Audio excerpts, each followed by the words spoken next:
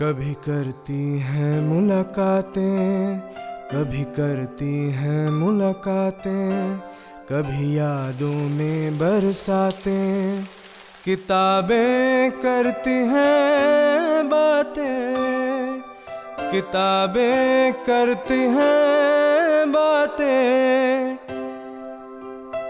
मन की गहरी झील में कूद जाती हैं कभी, सोच के दरिया के संग संग बहती जाती हैं कभी।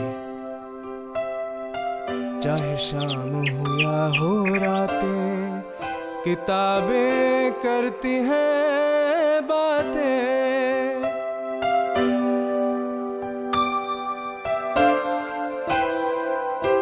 Namaskar, welcome to Kitabnama Books and Beyond.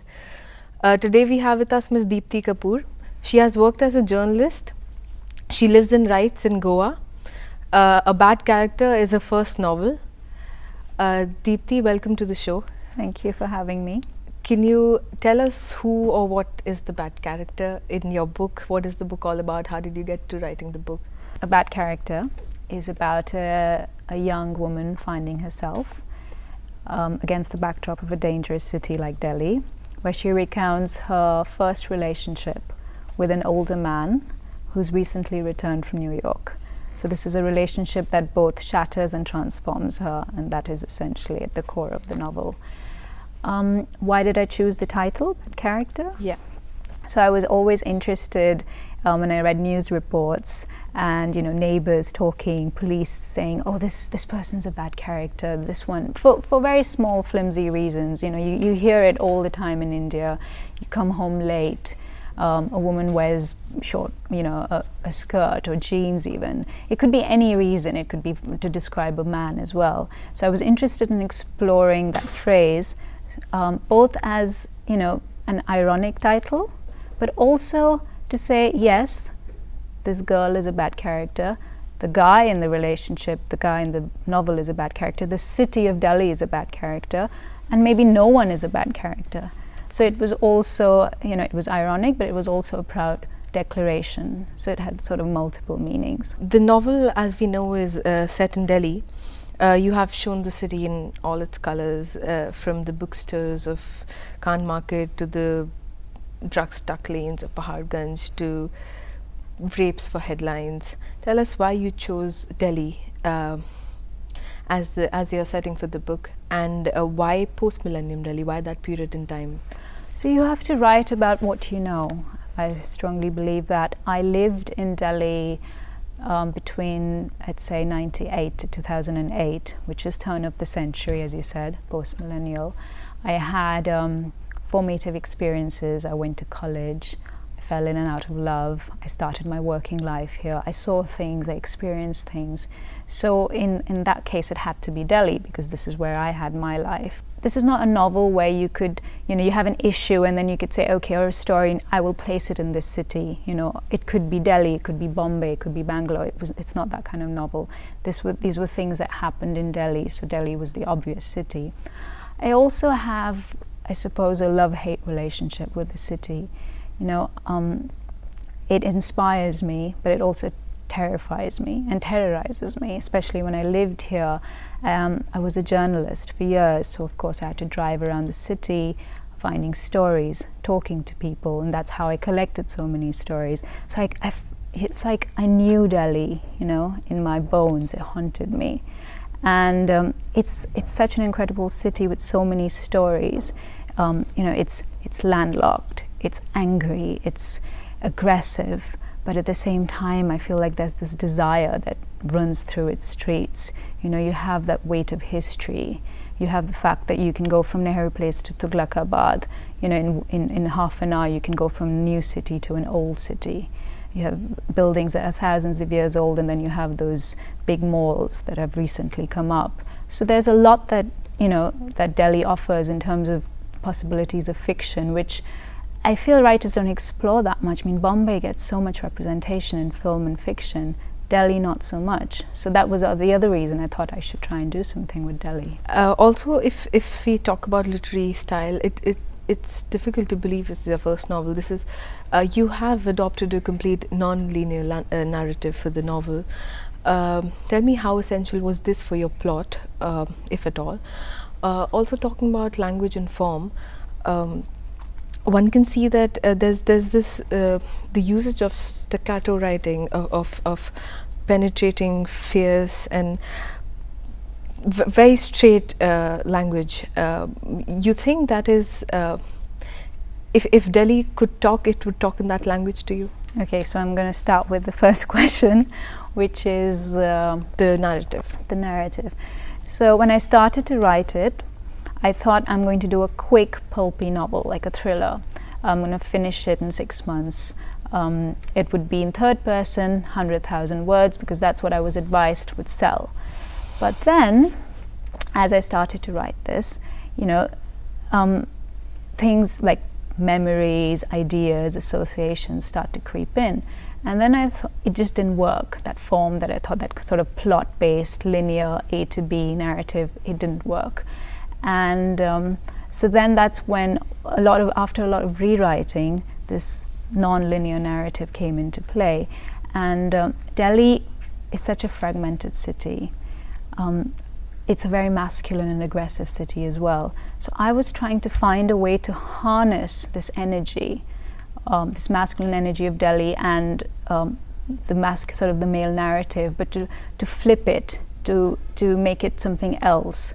So in that way, I wanted to do something which is more feminine, which is more subjective, which is fragmentary and disruptive. So which is why the sentences are shorter. There are no chapters. There are 3 parts. There are 3 sections. You know, there isn't tight causal connections. You know, there is a relationship, but you keep talking about. There's lots of things coming in all the time. It's like an open center, and this was deliberate. This is what I wanted to do. And then once I started to do it, of course, it made a lot of sense. So, you know, it also what happened was I hand wrote 100,000 words. And then and then I realized I did not want such a long novel. It had to be short. It had to be a hit. You know, it had to be something that you digested in one read.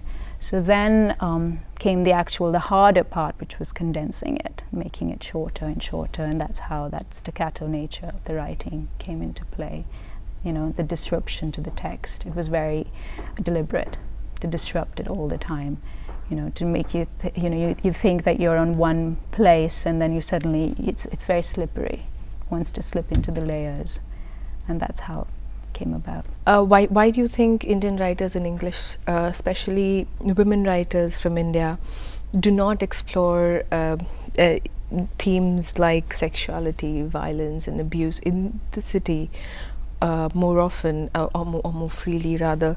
How difficult was it for you to talk about sex, drugs, and identity, being a young woman? What happened was, I think women in India, and again, I can't talk for all the fiction that comes out of India because I haven't read that much, but we are conditioned to hide our feelings. We are conditioned to protect ourselves, not to expose what you think and feel. So this comes in from a very early age. Whether this is self-preservation is another matter. Where, you don't want to tell people what you think, and this probably reflects in fiction as well.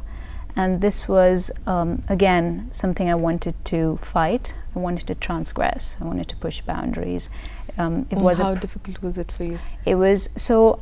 I started to write. This novel has been in labor for say 3 years, and at the time of the Delhi rape in December 2012, when I was almost say 60-70% there, I suddenly got very angry, as everyone else in this country did. Sure. And I stopped writing. I couldn't, because I felt that in this atmosphere of sexual violence, I was writing something that was so ambiguous with regards to desire, with regards to sexuality. Yeah. Am I inviting the same same violence on me by writing about it? So that's the time I had a lot of debates with myself. And then it actually, say after a month or so, it freed me up, because when you campaign, it's black and white. There's a moral absolutism, like, yes, this is wrong and this is right. But fiction is all about possibilities. It's all about multiplicity.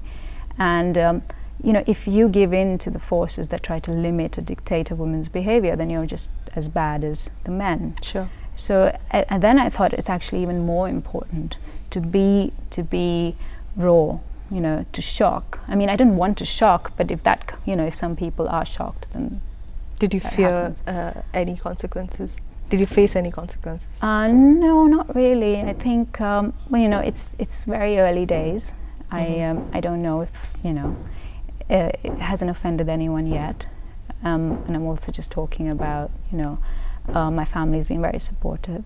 So I think so far so good. You knew when you were writing this book that you would be the center of literary attention. No, for you know, when you write, it's a very solitary activity. You're sitting in a room, yeah, sure. and you hope that it will get published. That's the first thing. You hope to find maybe a good agent, and then you hope to find a good publishing house. What that was will there take some you issue through. with the publishers regarding the way you wrote? No, absolutely anything not. at all? Any Nothing. censorship? No. No, nothing at all. I mean, you know, everyone was very excited. So, well, you know, when I was writing it, I didn't think I would be the center of attention. What I wanted, and I still want from the novel, is that it has lasting value, that it's, say, read by people even 20 years from now.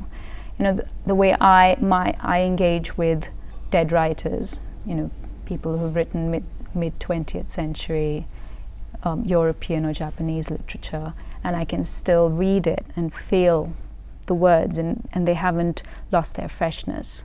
They haven't dated. They haven't been. I want to do the same thing. I mean, I hope to do the same Intention thing. for the novel. Yes, that's one of something I'd like, you know, for it to be like, even when I'm dead, it's still read. That would be incredible. Also, if one would draw parallels between you and, you know, the writing of, say, Taslima Nasreen, coming from the same subcontinent. However, Taslima Nasreen is an overt feminist. Your portrayal of your character's struggle, or I don't know if I can call it women's struggle, is different. The cultural milieu is completely different. Your cry for freedom is not just against structure or the lack of it, or against the city. It is against hypocrisy largely, and Middle class hypocrisy. middle class Yeah. hypocrisy. Yeah, and your demands are not as political as they seem to be human. No, you're right. Would you Yeah. call yourself a feminist writer? A, B. What, in your own words, is the overall intention of your novel? I wouldn't call myself a feminist. I wouldn't call this a feminist novel. I would say I'm a feminist because, of course, I believe in equal rights and opportunities for women. But if I stated that at the outset of this novel, I'm going to write a feminist novel, then its concerns would be much narrower than what I was interested in representing. I'm interested in violence, in power, in love, in death, you know, in internal psychological states.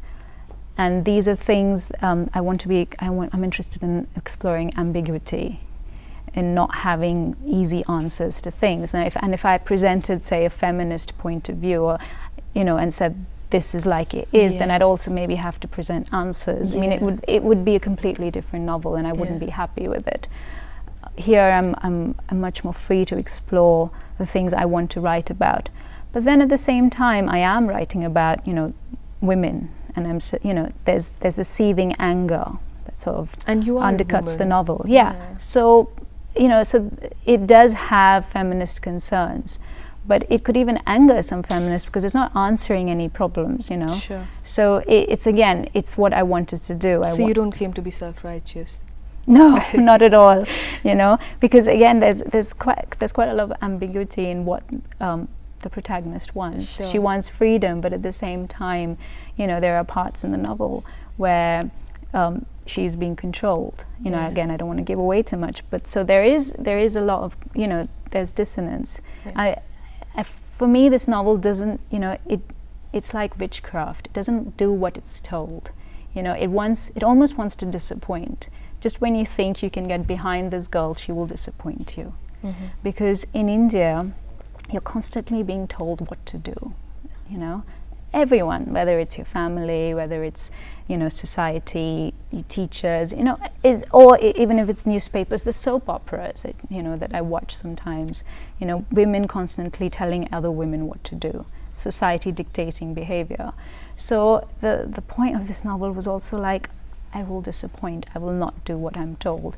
In that, I think it was informed a bit by punk rock, which is quite subversive, which is, sort of this rebellious energy underlining it, which doesn't take itself seriously. So even though I can say it's a serious novel, sometimes it doesn't take itself seriously. So that was my intention as well. What are your future plans? Are you writing something? Where do you want to take this novel, for instance, and what else are you writing? I've started something else on Delhi, another novel set in Delhi. It's going to be very different, sarcastic, fun, breezy, complete change from this. And I am interested in, because again, there are the stories that have still, in Delhi that I still want to explore. In that sense, it's like a city which, where things haven't been fixed yet, where a person can come and reinvent themselves quite easily. So it's a very interesting city to write about. But I'm going to have to be fast because things change here all the time. I don't live here anymore. I've still got stories from, say, 2005 that I've got to put forth. As for this novel, what I want from it, well, it comes out in England, in the UK, and then in America next year. And then there's a translation in France. So I'm interested to see how it will be received there after India. So, and it's just going to be, waiting and watching and hoping that it's received the way I want it to be. Good luck with that. I hope you go places with the novel. It's a fantastic book. Thank you very much. I hope you all get to read the book. Thank you for watching. Today we have with us Bejan Matur, a Turkish writer who writes poetry, and her works have been translated in 26 languages. She is a brilliant writer, and we are so pleased to have you today with us. Thank you. Bejan, we'll be talking about your poetry, and the book that I have here is How Abraham Abandoned Me. Tell us something about the title of the poem and the content as well. Yeah, my poetry mainly it has a kind of personal mythology and ontology. This book is based in an Abraham story. Okay. I took it from the religion, but it has nothing to do with religion actually. Okay. I created a new story, Okay. and I try to understand the soul of all these Middle Eastern lands, the atmosphere of the place that all the religions will grow up. And that's why I wrote a long poem. It's called 7 Nights, and it was translated into English and as a book, and by Poetry Society it was chosen as the best translation of a year. It's translated by Ruth Christie, which is 90 years old already. She is, and I'm so happy to work with her. This book, it has a kind of rhythm. It's easy to read, but the images are not that simple. It's very metaphoric and moving. John Berger writes about this book. He says the reader does not follow it word by word, but hand in hand, to touch and recognize piece after piece in the dark. Tell us about this. What does he mean by this, and how did you achieve this kind of, leading the audience hand in hand? Yeah, John Berger is one of my favorite writer and critics. I'm really glad to have his paragraph about my poetry, and I think I find it quite interesting, of course, what he's saying. But to talk about my poetry, it's not easy actually. You cannot describe poetry with prose, with daily language, because poetry is something behind the language, behind the grammar. There is another meanings, there is metaphors. You can feel with your soul and with your, you have to, this is another dimension. That's why even for a poet, its own experience is known by himself or herself, but when poem is finished or complete, it becomes a new experience. You have to rethink again and again about it, what you really mean. Once my translator asked me that, what did you mean in that metaphor? Yeah. And I said, gosh, this How is do I- like, Yeah. I don't know, because to write poetry for me is like a shamanistic ceremony. It just comes, I hear the sound, it's like a music. It just comes. If I have a pen and notebook, then it become a poetry. Otherwise, it flew away. It can, there is, because in my mind, there is no words at the beginning. There is only sound and music. While I'm walking, mostly I write poetry. I feel poetry. It's like a dance, walking, feeling, and feeling all this music coming from nature. And as Yeats says, it's Yeah. difficult to tell the dancer from the dance. Yeah, it just comes, and then I make some notes, and then I see this is poetry, and I work on it as a sculptor. I carve it, and I try to throw it away. The best part, because it's hidden in it. I'm like an archaeologist, and I try to find the essence of it, and I find at the end, and I don't add any words. I just make it more concrete and simple as much as, because poetry is not about the emotional feelings. What poetry is, it has to deal with our existence, our beings, the problem of being a humankind, and what is the meaning of our being. This is poetry's question. It has to ask that, and it has to answer these questions, and I'm trying to do that, and that's why when John Berger wrote this, I was happy, of course. I am still trying to understand my own poetry. Do you also feel that anxiety? Because when you're giving your book for a translator to translate it, it's like giving away your child to somebody to, I don't know what they're going to do with it.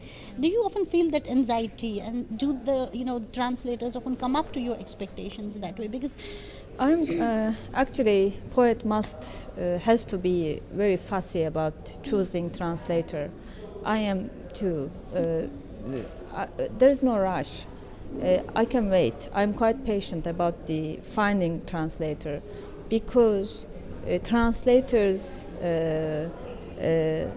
soul must be the deepness of its soul must be close to yours. Otherwise, it cannot be translated, because the translation of poetry is you cannot create the same sound in different language, another language. That's why you have to focus on metaphors, and you have to feel the meaning behind the language, behind the grammar, and it's like a atmosphere of dreams, or it's behind curtains, behind somewhere else. That's why translator must be close to your soul, and to understand your images. That's why there are many people, they want to translate my poems, but I stop them mostly, and I choose the best one as much as I can. so there should be a connection of souls. That's a very beautiful analogy that you're drawn. So would you like, to read something from? We would like to listen it from you. Please read. In the cold, decayed heart of these lands, I saw eyes. Everyone was there with their voice and their bodies pose. We know someone best while making love, when we corrode our hearts together, growing heavy, our body wakes us in the night. Houses with courtyard are like graves, childhood is asleep, long-lasting, and a yearning to touch, a yearning drags us towards that. I tasted myself in everybody. I abandoned myself in every city. I took the skies of the countries to my heart. And when I saw the emptiness of my heart, I said, it's time to go. Inside the moldering robes of ceremony, roots weigh on the hunger. Even if we drop fire in the sea, it will burn forever. It burns a gift of desolation to the dark. Perhaps history is a mistake, says the poet. Mankind's a mistake, says God. Much later, in a future corrupt as the heart of these lands, mankind's is a mistake, says God. I'm here to correct it, but too late. Wow. The wave of red lifeless water, the road followed at night, the poor earth strewn with travelers, the white swaying shrouds, ceremonial robes. The only thing needed for a race is the horse's mane. This is the truth. Now we are here, rotted away in a rut. God must not see the letters of my script. Mankind's a mistake, he keeps saying, and to correct his mistake, he gives sorrow, only sorrow. Thank you very much for being with us today. Thank you very much.